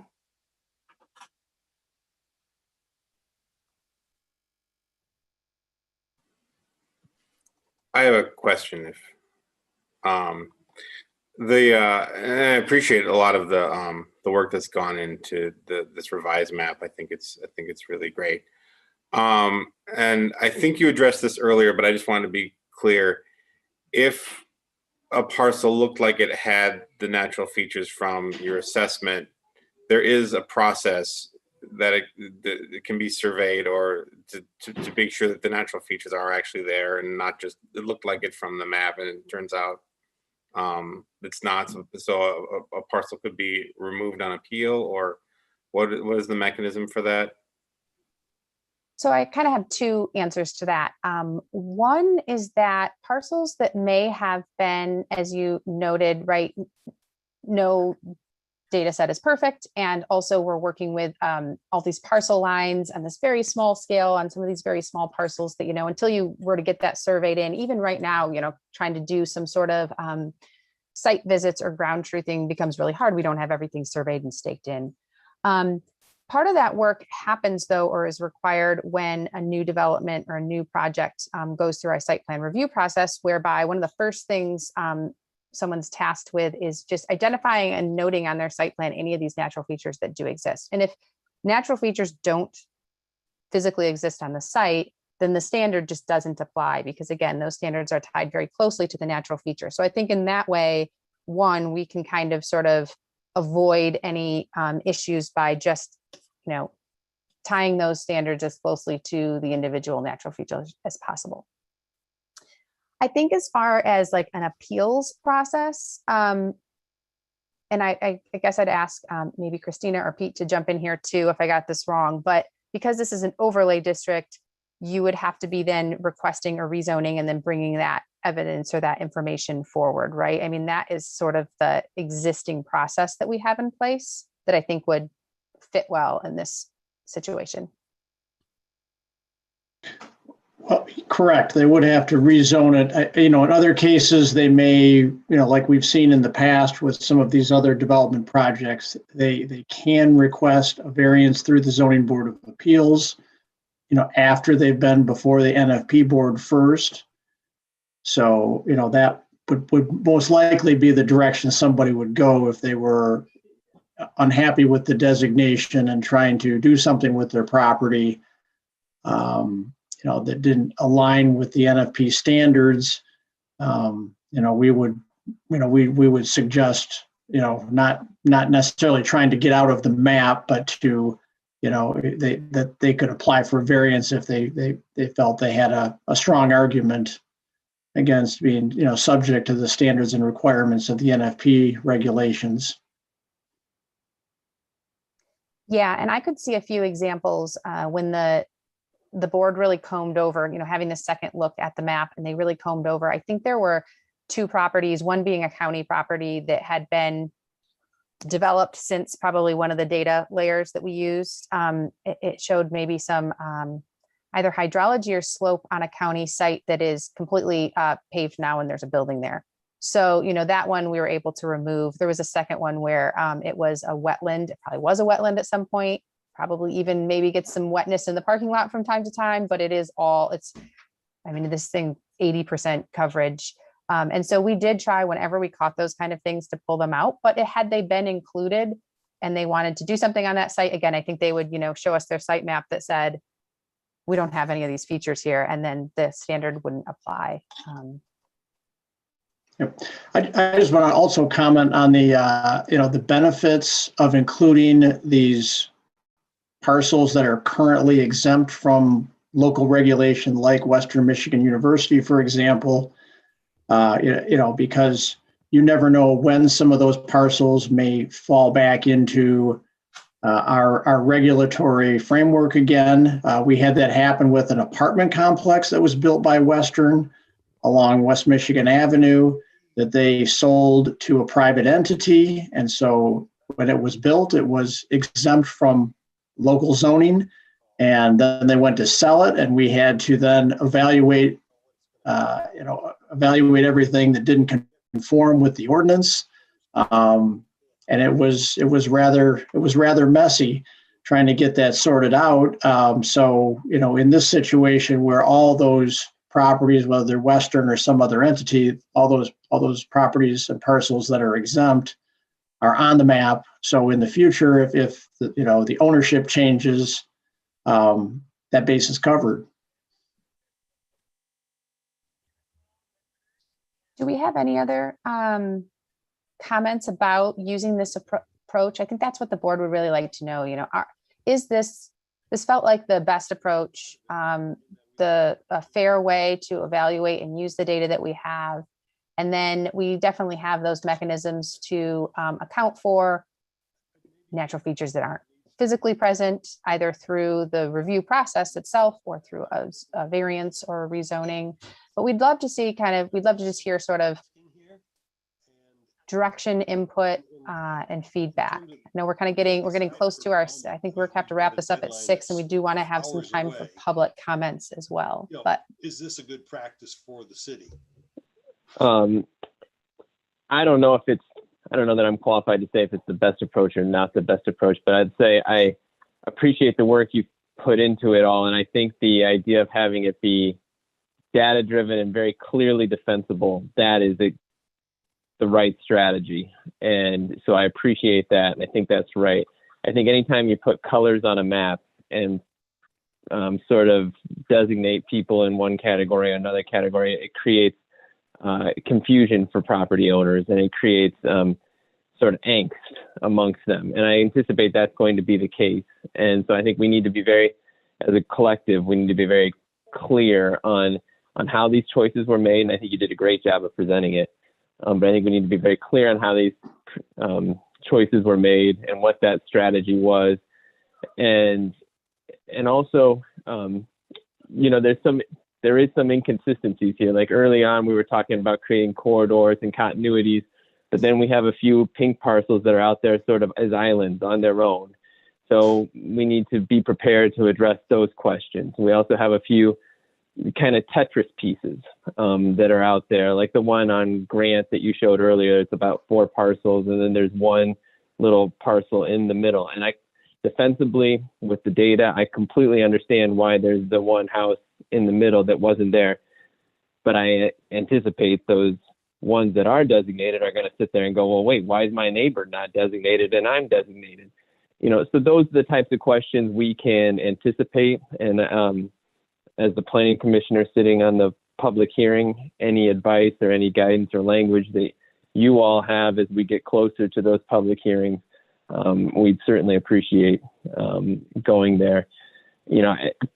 Looking forward to the public presentations, I would lead with the map. This is what people are going to be concerned about. I would, explain that data-driven process. People may not agree with it, but I think that's very clear. And in explaining how you got there, I think it's like as you said, and as I said, it's very defensible. And then explain that the standards and I would show examples of how these have been applied. You've been doing this well for a couple of years now, and everything I've heard has been, it's worked pretty well, and it hasn't had that big of an impact on people's choices and what they've wanted to do. So hopefully there's some good examples and maybe something that's actually been built that you can show and you can say, here's a site plan that came through and here it is. And look, folks, it wasn't that bad. And so maybe that can be a part of that public presentation experience. So that's my sort of wrap up feedback. I think one thing, building on that Jamie showed there, that should help address some of the concerns about what it does and what it can't do and why certain areas are included. I think that coding piece is really important that Nolan's been working on, so that if somebody has that question, it might not have to go to Jamie or commission or board. They could click on the parcel and see exactly why it was chosen. And then, that goes back to that data-driven, defensible strategy that we've been talking about. But yeah, just anticipating some of that feedback. We've talked a lot about having like an archetype kind of example on the city website or something that says, hey, my business or my home is in NFP. What does this mean? And kind of take them through the steps, or having that coding piece so that they can sort of get to some of that Q&A themselves and probably have less burden on the city staff and folks.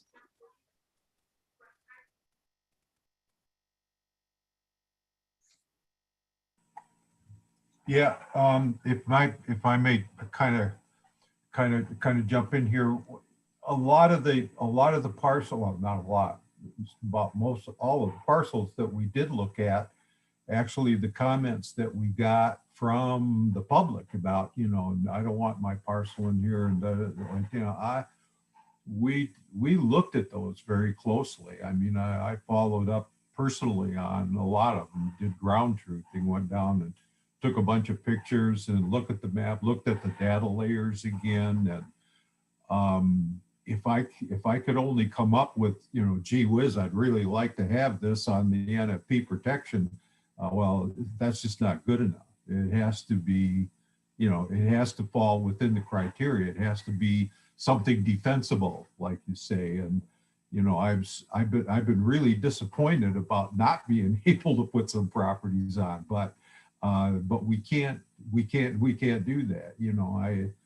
I would love to argue with individual homeowners about, no, I wouldn't love to argue, but anyway, but I could say, this is part of a corridor. This is part of, sure, you're not directly in here and stuff like that, but that's all, that can't be defended with the ways that we have gone through and picked where these parcels are and why they're there. So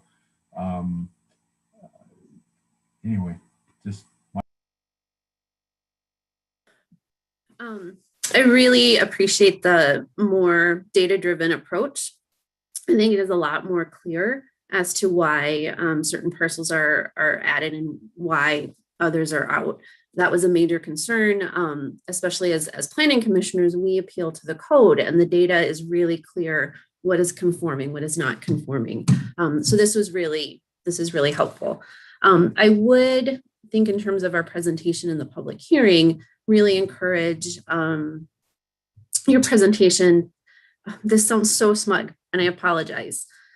I think affirming the fact that people are worried and that they have good reason to be concerned, I think could go a long way. I think some empathy in the fear of the unknown, I think could, if I could, so let me, sorry, I'm really sorry. To clarify, like, I want to be sold on why this is a good thing for me. We all know that this is good. I believe that this is good. I think our team of experts know and believe wholeheartedly why this is a good thing. But homeowner on Grant Street doesn't believe that this is good for them. So I think the presentation needs to somehow include a way how this is going to enhance their property rather than be a burden. Because I know that that's the wheelhouse that I think a lot of residents are stuck in, is that this is an imposition and a burden and legislative overreach on my property. Where I think if we clarify as a city how this is good for them, and not in a condescending way, but how this is an enhancement to their property, that this is an asset, that this could be a selling feature, I think it would go a long way in turning hearts and minds. Where I think I get really hung up personally, and I want to clarify, I'm not anti-trees and I'm not an anti-environmentalist. Like, I've clearly shaped my entire life on preservation and protection.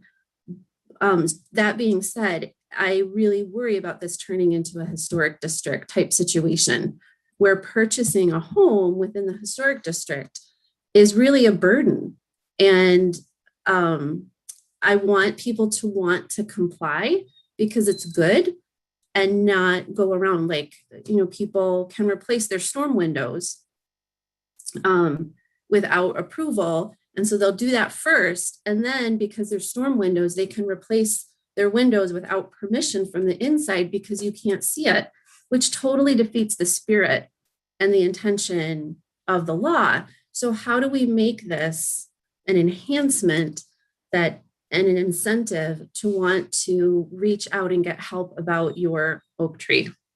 Or how can we make this so that this is, I'm repeating myself over and over again, I'm sorry, an asset, rather than, oh no, we're definitely buying one block outside of the NFP. I'm not going to buy this property because it's in the NFP, or I'm not going to buy this house because it's in the historic district, which people draw that line. They look at a house, but they're like, oh, nope, it's one block into Pioneer, too close. I can't take this burden on. And unfortunately, it's created, houses that have rotted in Vine, and on the north side and in Stewart, because people cannot afford to make the changes. And the city has got to get away from compliance through enforcement. That's a whole other discussion, about the needs of low-income homeowners. But let's make this an additive rather than a detraction. And granted, I'm not voting on this. You don't have to hear about me from me anymore. I really want this to succeed. And I don't want Jamie, Christina, city staff, or the NFP board to think that that's not my vision. I want to have good trees and happy, healthy people, and not lose one for the other. Yeah, I just want to throw this little story in. I worked for the university in grounds maintenance for 42 years. East Hall, I think you're all familiar with East Hall. East Hall was put on the National Register of Historic Buildings way back in the 30s, I think, 20s or 30s. And that was the kiss of death for that building, because the university couldn't afford to do everything or to have all of the committees necessary to get approval to do any upgrades or to do whatever they wanted to with the building. Eventually they got over that, but that was just recently. Anyway, that just supports what Emily was saying. I had another thought too, but now it's gone, and that's very typical. So that's it. Thanks, Paul. I think that right now we need to make sure we're getting our public comments, because I know we have another, the city has another public meeting that's going to be using this channel in a little bit. So I would encourage commissioners, after you've heard this presentation, any thoughts that come to mind, things that you want to communicate to the NFP review board, if you want to send those to me, I'll make sure in our meeting in April and in between that I'm communicating that. And I think those will be really good pieces of information and feedback and guidance that this board is looking for. So I appreciate the thought that's gone into this, and I think the dialogue will continue. I know Christina's been able to provide you updates on kind of what we foresee as our timeline moving forward here, but we're really thinking, we're going to take another 2 months to take public comments in the NFP review board meetings, make sure we're getting a map out there that we feel like is in the right direction, and then hoping to bring this to you guys for your June meeting. So giving us several months to kind of work through this and relaunch it. Okay, Tuan, do we have public comments that you can play for us? Yes, we have 9 public comments.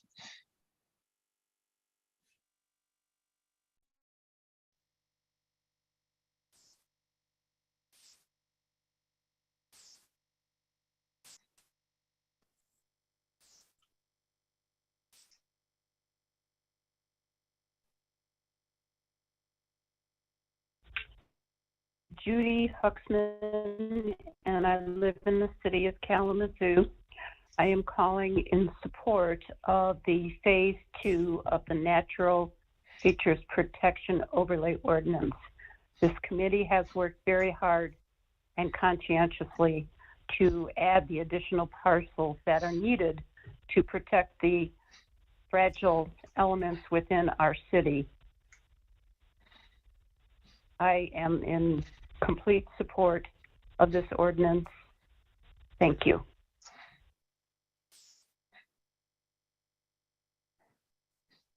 Hi, this is Connie Ferguson calling. I live in the city of Kalamazoo and have for something over 45 years. One of the things that makes this community a particularly wonderful place to live is all the natural pockets and areas throughout the city. So I'm really pleased that the Natural Features Protection Overlay is being discussed and taken very seriously. The other thing is that I think it's very important for our future resiliency as a community. So I hope you'll be able to add some of the, or add the items proposed in the proposed revision, and look forward to seeing what happens. Unfortunately, I can't attend your meeting this afternoon. Thank you. Bye.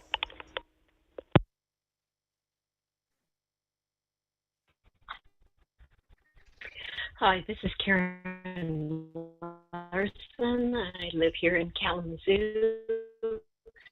I've been active in helping develop the Natural Feature Protection Plan. I am extremely excited about the new inclusions that have been updated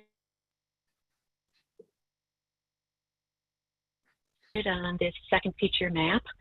I'm afraid I assumed that the Planning Commission knew how much the residents of the town really supported this move and moving forward on this, and was not in support. I really did think the Planning Commission understood where most of the people were in terms of the NFP, the number of people that attended the meetings, the number of people that made comments, the number of people that went out of their way on the night of the council meeting to stay well past midnight to hear the council's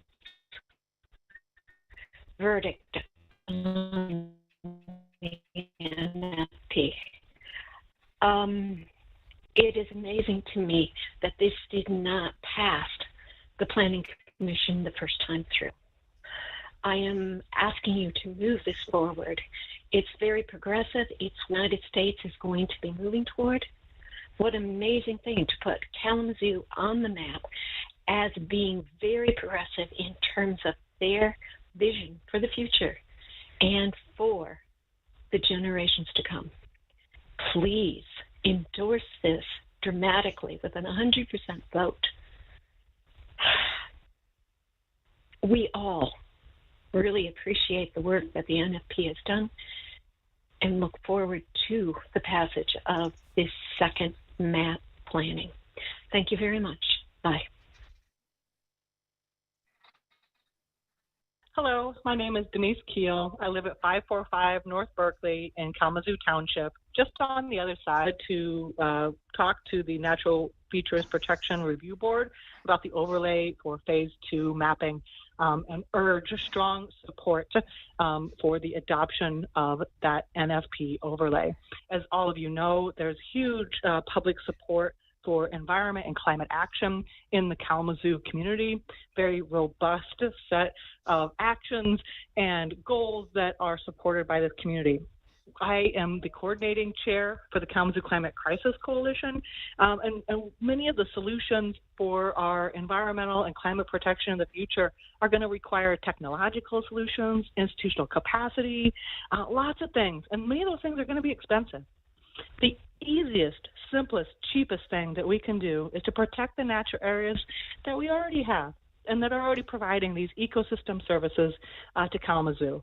So again, I'm calling to urge the review board to please support and adopt the Natural Features Protection Overlay as a key climate resiliency and justice here in Kalamazoo. Thank you very much.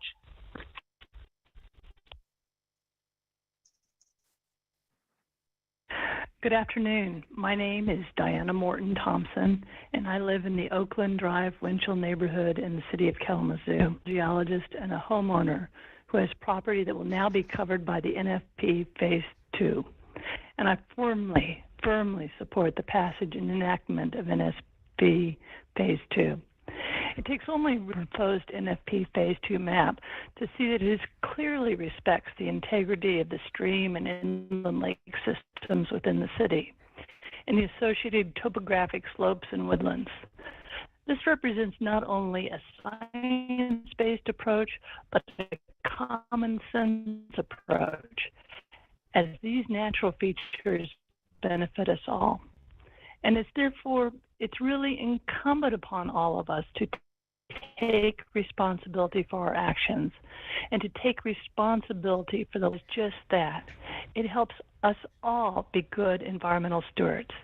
It does not preclude the reasonable use of property, but rather, like all good zoning, it prohibits ill-thought-through development that ultimately destroys the natural systems and results in failed development projects due to unforeseen structural damages and the immense amount of money subsequently spent in futile, ongoing maintenance activities. There is a reason for that old adage, don't fight Mother Nature. Rather, we should think of the famous planner who once said, design with nature. So I asked the Planning Commission to unequivocally support passage of the NFP Phase 2. It is a simple and logical way to make a big difference now and for generations to come. Thank you.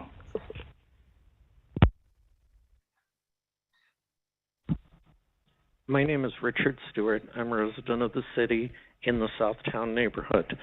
I'm calling again to protect our properties located between Lake and Stockbridge that are natural, undeveloped at the time. They are wetland, part of the 4 acres. It's about 9 parcels. And We have been fighting this predatory development since it was first announced in 2019. The Planning Commission originally denied a rezoning request and went on record to say the property was not appropriate for the development and that the developer should locate other available sites.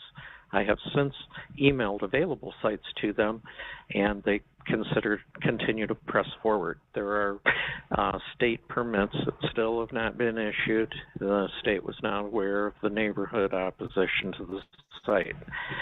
Now, apparently, a property manager has been placed on the NFP board that has potential conflict of interest where he might receive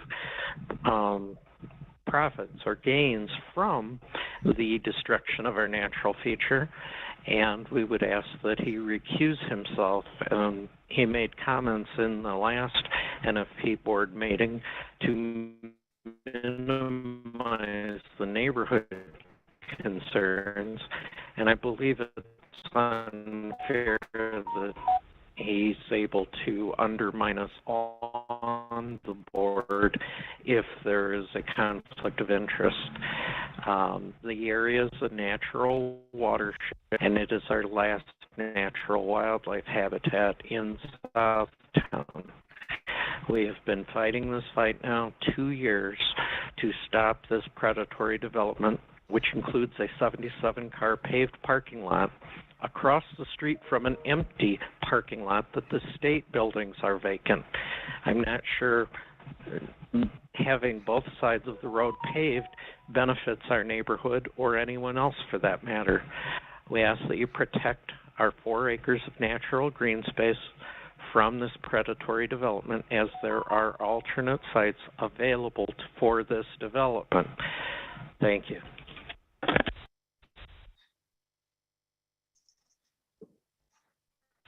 Hi, my name is Tina McQuinn. I live on Lake Street. I live in South Tech, this little piece of land. It's our little country in the city. It's in the Southtown neighborhood. It has natural features, has a natural watershed, it has wetlands, it has deer, it has foxes. There's nowhere else for the animals to live in our neighborhood because they've taken away every green space there is already in the neighborhood. So we've been trying to save this little piece of country because this little piece of country, we even got pictures of a falcon. We've been seeing him for about 2 months now. So, I mean, we've got great pictures of him. We've had coyotes, but they left. They're gone. But, I mean, there's all kinds of animals. There's salamanders. There's tons of frogs. There's tons of, I get lots of bees, butterflies. I mean, all that is so important for the environment, and we need to protect this little piece of land in Southtown neighborhood. I know it's up for destruction, but it's our little piece of country in the city. I mean, we flood, we get water that comes up in the streets, it comes out the city storm drains in the street, it floods the streets out all over Southtown neighborhood. And in the Southtown neighborhood plan, which the city won't seem to let us show them, this piece of land is protected in our plan for a little country space in the city. We have water that comes up through the basement, in the streets, and in the businesses in the neighborhood. The more green space that you take away and destroy, this is the last one, so there is no more you can take away and destroy. But the more you take away and destroy, the more my home floods, the more all these homes around here flood. When that stuff backs up in the streets and in the base, comes up in my basement drain. I don't have water in front of my house. Our water on Lake Street comes up through the storm drain. Back streets in our homes. I mean, kids play in that water, and it's not really a very sanitary thing to leave to let keep happening. Ever since KBCC Growing Field took away 12 acres of green space to build on Lake Street, we now flood 2 to 3 times a year. No one helps us. All we get is our road closed. So I really ask that you help us please save this piece of green space in Southtown neighborhood. It's all we have left. It's all the animals have left. We need that to survive, and so do they. Thank you. Bye. Hello, my name is Sharon Deaver. I am a City of Kalamazoo resident, and I just wanted to call in support of the Phase 2 that's been going through Natural Feature Protection Overlay review. And I just find that this is a super important piece of the master plan that has been planned for many years now. And I was excited about the first phase passing, and now it's time to do things as planned and pass through Phase 2 after all of the hard work that has gone into it to expand the map as the words were already passed as intended. I've been following along the meeting via live stream, and I've been kind of disappointed to see how much talk is about the context of what the NFP is that has already passed, and I hope that you can focus on the more specifics and realize all of the work that has gone into this for the resiliency of our community in the future. We are continuing to allow building, but this is an important piece to make sure that we are also protecting nature along with that. Thank you. Bye-bye.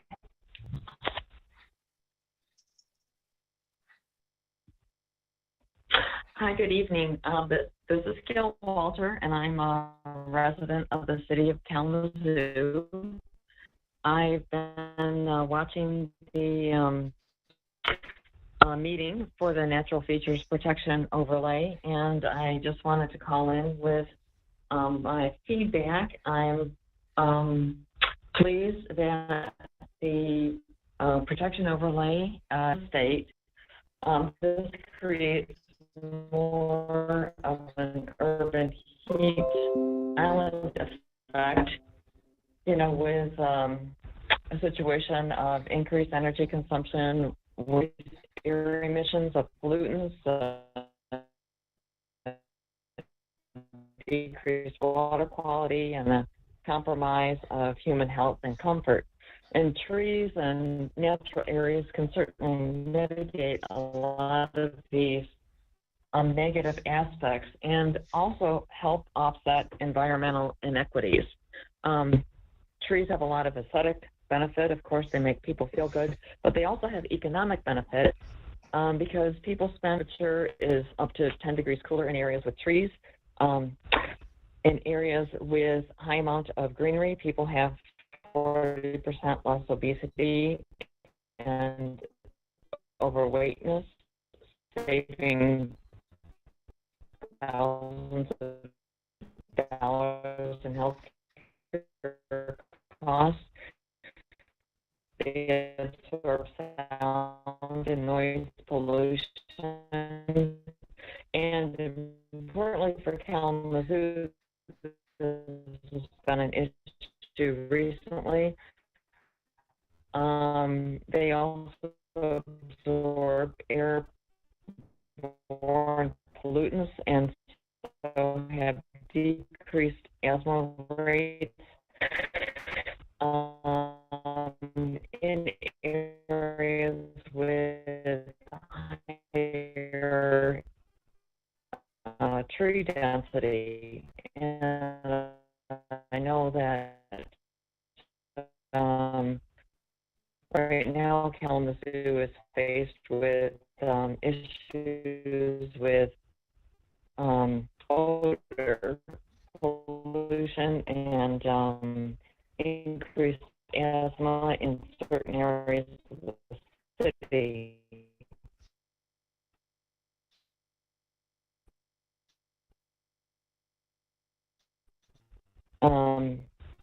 Greenery can also protect from ultraviolet radiation and result in shorter hospital stays and less pain meds that are needed.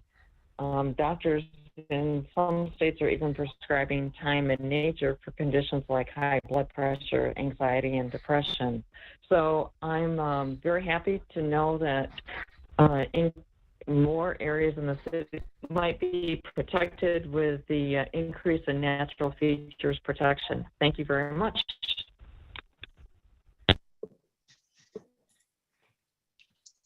And that is all the public comments for today.